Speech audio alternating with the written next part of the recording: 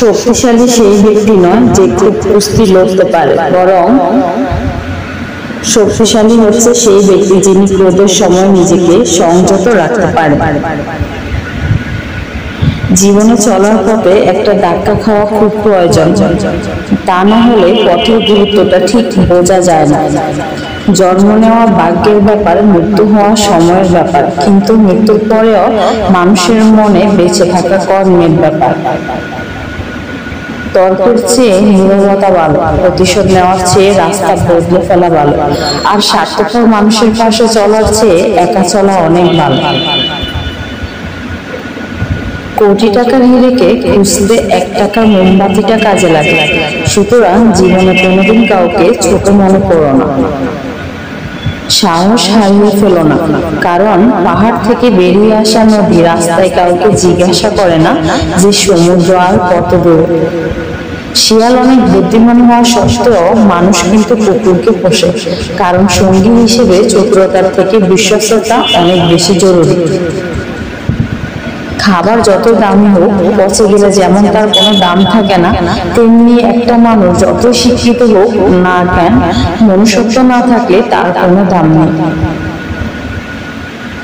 পাখি কখনো ডাল ভেঙে পড়ে যাওয়ার ভয় করে না, কারণ তার বিশ্বাস ডালের উপর নয়, ডানার উপরে। তাই জীবনে চলার পথে নিজের উপর বিশ্বাস রাখো, অন্য কারোর উপর নয়।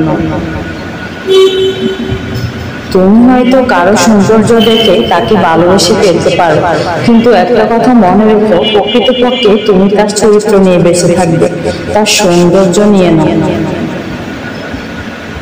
পাখি জীবন্ত অবস্থায় পিঁপড়েকে খেয়ে নেয়, আর পাখি যখন মারা যায় পিঁপড়ে তাকে খেয়ে নেয়। মনে রাখা দরকার, সময় ও পরিস্থিতি যে কোনো সময় বদলে যেতে পারে।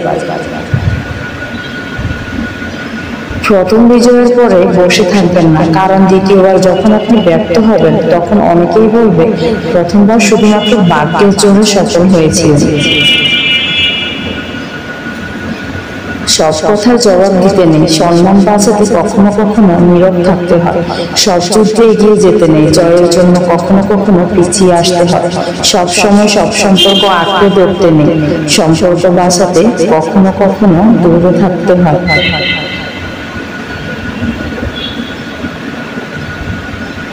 আমাকে একজন জিজ্ঞাসা করেছিল আমার সবচেয়ে আপন কে। আমি হেসে বললাম সময়, কারণ সময় ঠিক থাকলে সবাই আপন, আর সময় খারাপ থাকলে কেউ আপন নয়। তাড়াহুড়ো করে পাওয়া জিনিস বেশি দিন টিকে থাকে না, আর যে জিনিস বেশি দিন ধরে টিকে থাকে তা তাড়াহুড়ো করে পাওয়া জিনিস নয়।